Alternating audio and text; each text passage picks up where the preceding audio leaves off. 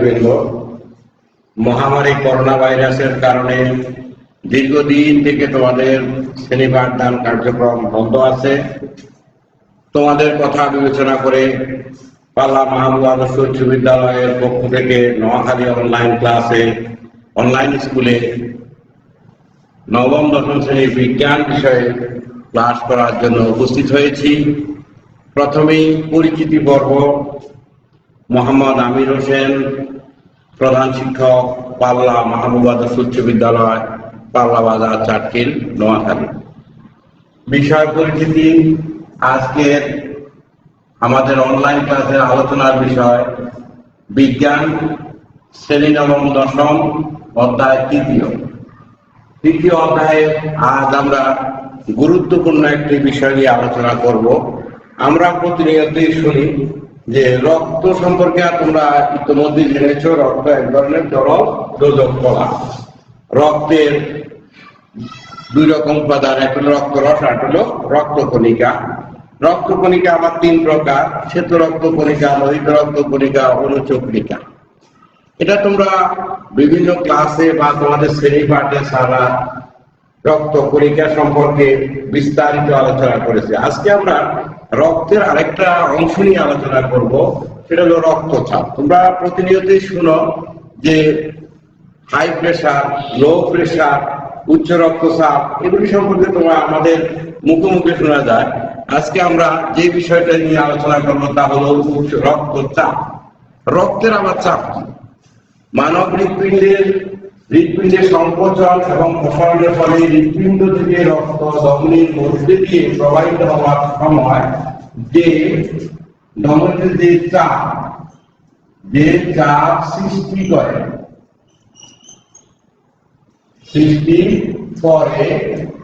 তাকে রক্তচাপ।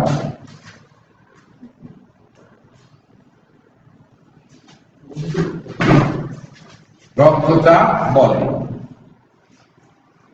শিক্ষার্থীবৃন্দ, আমরা এখানে খেয়াল করো, হৃৎপিণ্ডের সংকোচন এবং প্রসারণ ফলে হৃৎপিণ্ডে একবার সংকোচন হবে, আবার প্রসারণ হবে। এই সংকোচন প্রসারণের কারণে দেহের যে রক্ত আছে, এই রক্ত বিভিন্ন ধমনী এবং শিরার মধ্যে দিয়ে দেহের বিভিন্ন অংশে ছড়িয়ে পড়বে, আবার হৃৎপিণ্ডের মধ্যে ফিরে আসবে। এই আসা এবং যাওয়া, এর মাঝে এক প্রকারের চাপ সৃষ্টি হয়, তাকেই বলা হবে রক্তচাপ। আমরা রক্তচাপ পরীক্ষায় তোমাদের সৃজনশীল প্রশ্নে জ্ঞানমূলক প্রশ্ন আসবে, রক্তচাপ কি? হৃৎপিণ্ড সংকোচন এবং প্রসারণের ফলে হৃৎপিণ্ড থেকে রক্ত ধমনীর মধ্যে দিয়ে প্রবাহিত হওয়ার সময় যে চাপ সৃষ্টি করে তাকে রক্তচাপ বলে। এবার আমরা রক্তচাপ দুইটা জিনিস আমরা শিখবো। রক্তচাপ একটা হলো সিস্টোলিক রক্তচাপ, সিস্টোলিক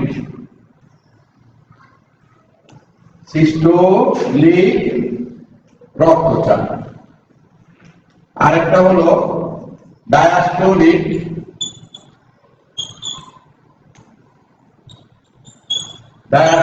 রক্তচাপ। আমরা এখানে দুই রকমের রক্তচাপ পাইলাম, একটা হলো সিস্টোলিক, আর হলো ডায়াস্টোলিক। সিস্টোলিক রক্তচাপ এবং ডায়াস্টোলিক রক্তচাপ। সিস্টোলিক রক্তচাপটা কি? দেখো, নিলয় সিস্টোল অবস্থা, নিলয়তে মানব দেহের যে হৃৎপিণ্ডের নিলয় অংশে সিস্টোল অবস্থায় ধমনীতে যে চাপ থাকে তাকে সিস্টোলিক রক্তচাপ বলে। নিলয় সিস্টোল অবস্থা, আমরা আরেকটা দেখি, নিলয় সিস্টোল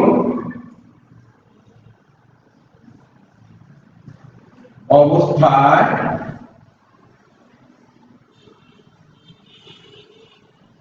রক্তে যে চাপ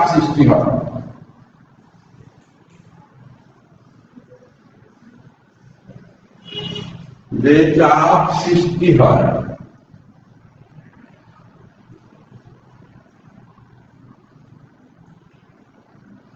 তাকে সিস্টোলিক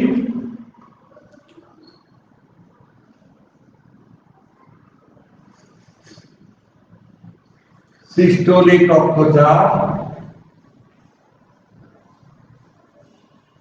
বলে, তাকে সিস্টোলিক রক্তচাপ বলে।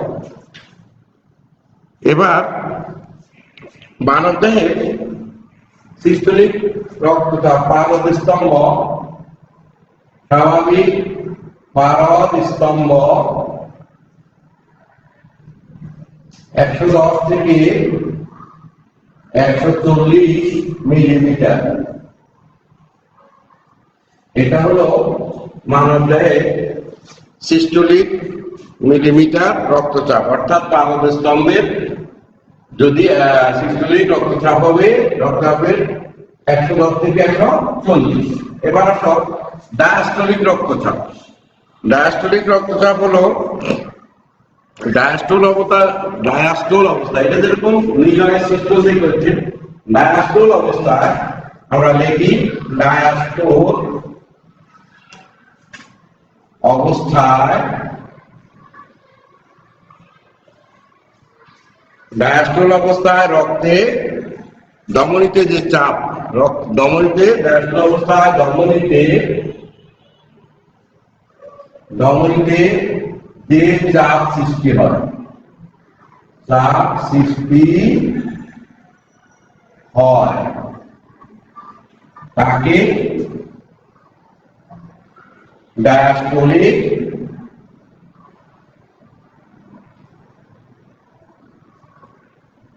রক্তচাপ বলে।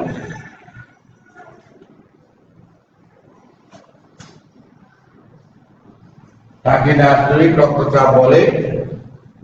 সুস্থ মানবদেহে পারদ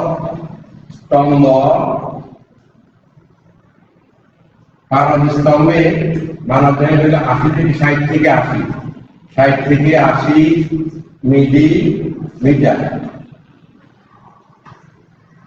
মিলিমিটার হয়ে থাকে। এটা 60 থেকে 90, 80 না হয়ে হবে 60 থেকে 90 মিলিমিটার হয়ে থাকে। তাহলে আমরা সিস্টোলিক রক্তচাপ জানলাম। নিলয় সিস্টোল অবস্থায়, দেহের অভ্যন্তরে নিলয় সিস্টোল অবস্থায় যে চাপ, ধমনীতে যে চাপ সৃষ্টি হয়, রক্তের যে চাপ সৃষ্টি হয় তাকে বলা হবে সিস্টোলিক রক্তচাপ। এটা সিস্টোলিক রক্তচাপ পারদ স্তম্ভে এটার মাপ হলো, এটার পরিমাণ হলো 110 থেকে 140। আর ডায়াস্টোলিক রক্তচাপ হলো ডায়াস্টোল অবস্থায় ধমনীতে যে চাপ সৃষ্টি হয় তাকে ডায়াস্টোলিক রক্তচাপ বলে।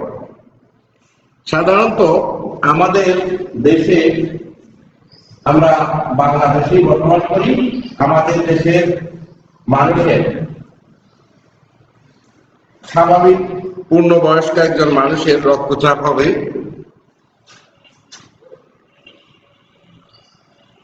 স্বাভাবিক ভাবে পূর্ণবয়স্ক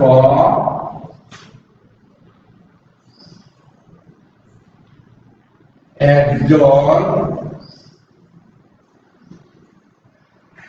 মানুষের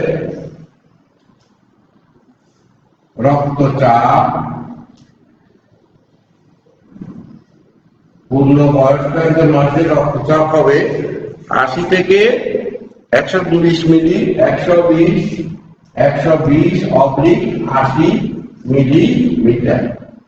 এর চেয়ে 120 অথবা 180 মিলিমিটার হয়ে থাকে একজন মানুষের স্বাভাবিক রক্তচাপ, এরকম হয়ে থাকে।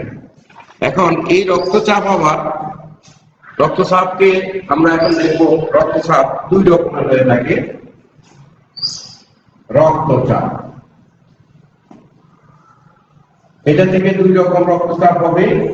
একরকম হলো উচ্চ রক্তচাপ,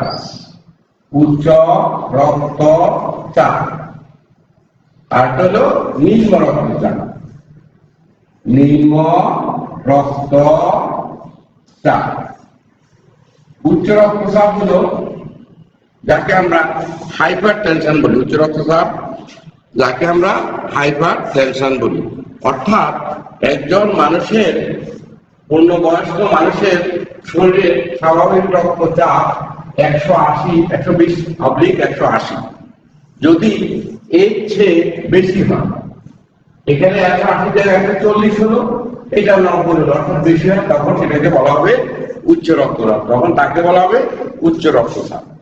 আর যদি কোনো ব্যক্তি, কোনো পূর্ণবয়স্ক ব্যক্তির রক্তচাপ 120/80 এর চেয়ে কম হয়, তখন তাকে বলা হবে নিম্ন রক্তচাপ, তাকে বলা হবে নিম্ন রক্তচাপ। আর উচ্চ রক্তচাপকে বলা হয়, উচ্চ রক্তচাপের একটা নাম আছে, এই নামটা আমরা এখন দেখবো।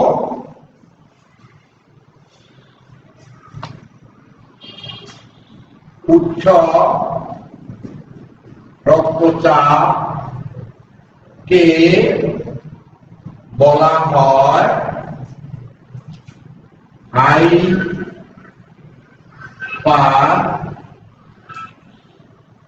হাইপারটেনশন। উচ্চ রক্তচাপকে বলা হয় হাইপারটেনশন। তাইলে এখানে এটা তোমাদের মনে রাখতে হবে, উচ্চ রক্তচাপের অপর নাম হলো হাইপারটেনশন। এখন আমরা দেখব উচ্চ রক্তচাপ কেন হয়, আমাদের উচ্চ রক্তচাপ কেন হয়, উচ্চ রক্তচাপের কারণ। উচ্চ রক্তচাপের কারণ, আমরা কারণগুলি চিহ্নিত করব উচ্চ রক্তচাপের। এক, প্রথমটা যদি আমরা ধরি, উচ্চ রক্তচাপের কারণ হলো অত্যধিক পরিশ্রম। অত্যধিক পরিশ্রম,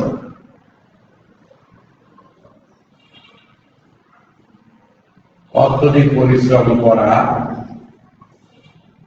দুই নাম্বার হলো মেদবহুল শরীর।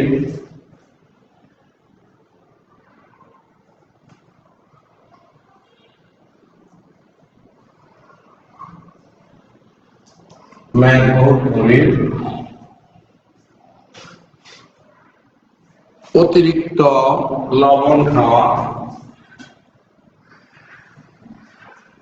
অতিরিক্ত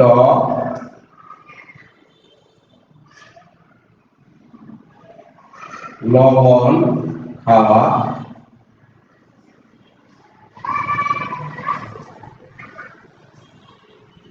অনিদ্রা, অনিদ্রা যারা ঘুম কম যায়, ঘুম যায় না। তারপরে হলো চিন্তা করা, চিন্তা মানে অত্যধিক চিন্তা। এরপরে হলো বিষণ্ণতা,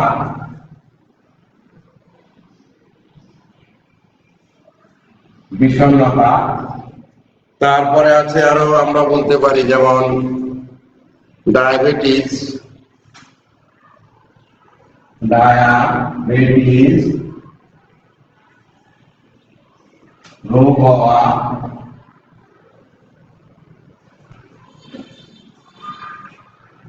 এরপরে আর বলতে পারি, আর কি বলবো, মানসিক চাপ বৃদ্ধি করা, মানসিক চাপ বৃদ্ধি করা, মানসিক চাপ। এগুলো হলো উচ্চ রক্তচাপের কারণ। আমাদের দেশে এই উচ্চ রক্তচাপের কারণ হয়ে থাকে। এখন আমরা উচ্চ রক্তচাপ দেখা দিলে কি কি হতে পারে, উচ্চ রক্তচাপ দেখা দিলেও চাপের ফলে কারণগুলি আমরা জানলাম। এবার উচ্চ রক্তচাপের ফলে কি হতে পারে, কি কি সমস্যা হতে পারে। রক্তচাপের ফলে, চাপের ফলে সৃষ্ট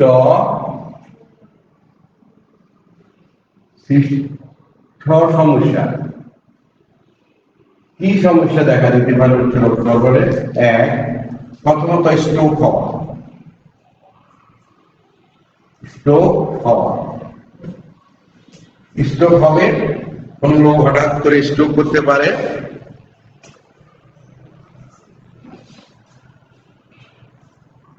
প্যারালাইজ হওয়া,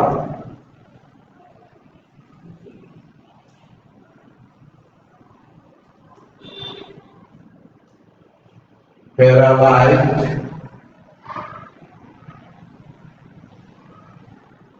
হওয়া। আর আমরা বলতে পারবো আর কি করা যায়, কিডনি নষ্ট হওয়া, কিডনি নষ্ট হওয়া সহ আরো অনেকগুলি সমস্যা দেখা দিতে পারে। এখন আমরা দেখব এই উচ্চ রক্তচাপের থেকে আমরা কিভাবে পরিত্রাণ পেতে পারি। অর্থাৎ আমরা উচ্চ রক্তচাপের কারণগুলি জানলাম, উচ্চ রক্তচাপ কেন হয় এগুলি জানলাম, উচ্চ রক্তচাপের ফলে কি কি সমস্যা হয় তা জানলাম। এবার আমরা প্রতিরোধের কি কৌশল আছে, প্রতিরোধের কৌশল, প্রতিরোধের কৌশলটা আমরা শিখব। প্রতিরোধের কৌশল হলো, প্রথমেই যদি কারো ডায়াবেটিস থাকে তাহলে ডায়াবেটিস নিয়ন্ত্রণ করা, ডায়াবেটিস নিয়ন্ত্রণ। 2 নাম্বার আমরা লিখতে পারি দেহের ওজন কমানো, দেহের ওজন কমানো। 3 নেশা ড্রাগ জাতীয় খাদ্য পরিহার করা।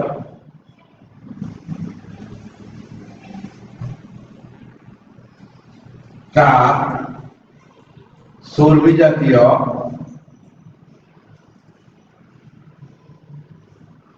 চর্বি জাতীয় খাদ্য পরিহার করা। 5 নিয়মিত ব্যায়াম করা, নিয়মিত ব্যায়াম করা।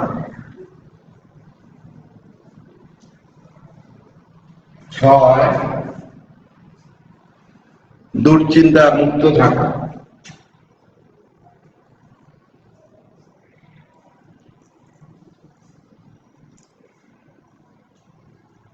দুশ্চিন্তা মুক্ত থাকা।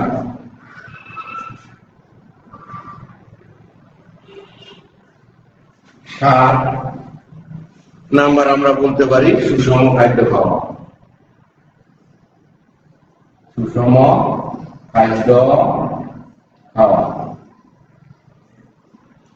আরো অনেকগুলি কার্যক্রম আছে। শিক্ষার্থীবৃন্দ, তোমরা এই কার্যক্রমগুলি অর্থাৎ পরিত্রাণের জন্য আমাদের আরো কিছু কাজ করতে হবে। একটা জিনিস তোমাদের খেয়াল রাখতে হবে, প্রতিদিন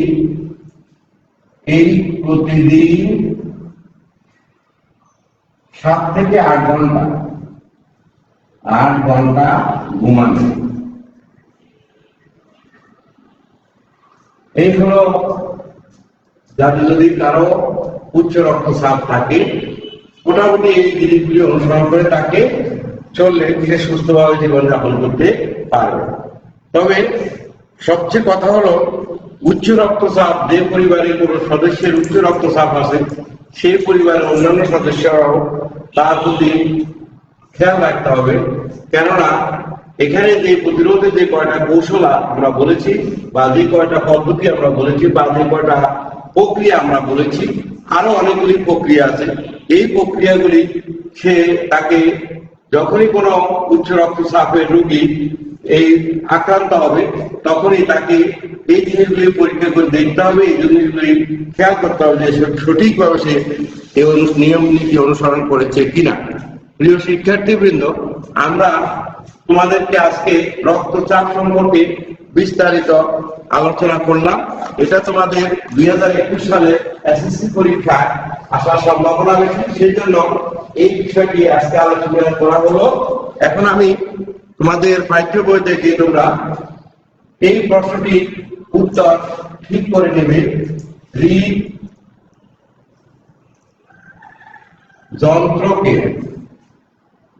হৃদযন্ত্রকে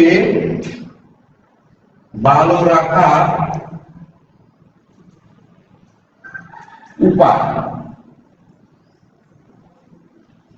উপায় বর্ণনা করো। পাঠ্য বইয়ের থেকে এই প্রশ্নটির উত্তর শিখে নেবে। তাহলে এই রক্তচাপ সম্পর্কিত অংশে যে প্রশ্ন, সৃজনশীল প্রশ্ন হতে পারে, সেটা তোমরা মোটামুটি ভাবে উত্তর করতে পারবে। এখানে প্রশ্নটি আমি আবার বলছি, প্রশ্নটি হতে পারে এরকম: রক্তচাপ কি? জ্ঞানমূলক প্রশ্ন। অনুধাবন প্রশ্ন হলো সিস্টোলিক, ডায়াস্টোলিক রক্তচাপ এর মধ্যে পার্থক্য কি? তারপরে অনুধাবনমূলক প্রশ্ন। এরপরে অনুধাবনমূলক প্রয়োগমূলক প্রশ্নের মধ্যে আসতে পারে যে রক্তচাপ ও উচ্চ রক্তচাপের কারণ ও প্রতিকার লিখো।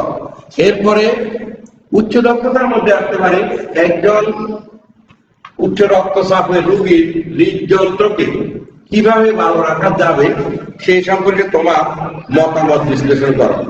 আজকের পাঠ তোমাদেরকে এখানেই সমাপ্তি ঘোষণা করছি। আল্লাহ হাফেজ। বেশি